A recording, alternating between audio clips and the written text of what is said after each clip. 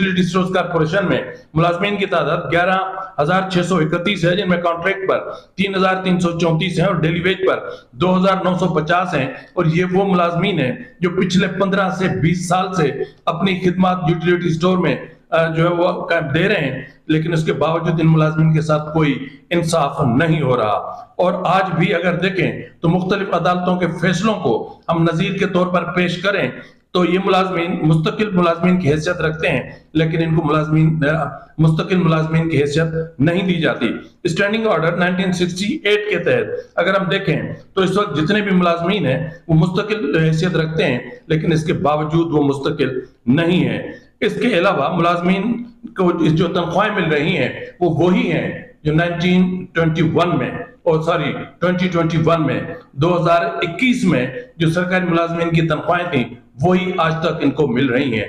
तब से लेकर इस वक्त